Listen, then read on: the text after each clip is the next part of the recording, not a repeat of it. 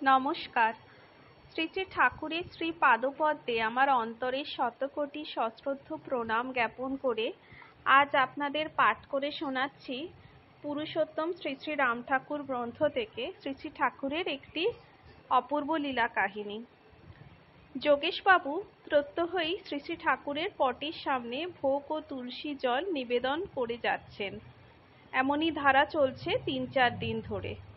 আজ পঞ্চম দিন। যোগেশবাবু বসলেন আসনের সামনে পুজো করতে।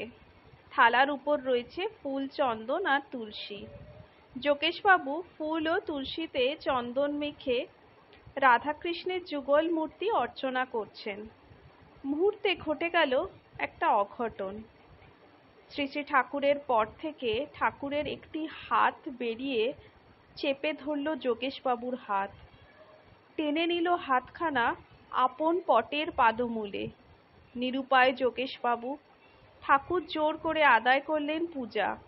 বিস্ময়ে বিমুগ্ধ যোগেশবাবু প্রত্যক্ষ করলেন ঠাকুরের অপার লীলা। সেই থেকে আজও নিয়মিত ফুল তুলসীতে অর্চিত হচ্ছে শ্রী শ্রী ঠাকুরের জীবন্ত পট যোগেশবাবুর বাড়িতে।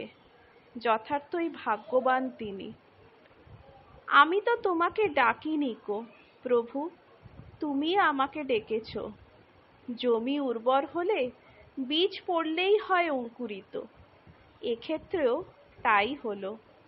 যুগল তনু আর শ্রী শ্রী ঠাকুরের শ্রীপদ যে অভেদ তা বুঝিয়ে দিলেন দয়াময়।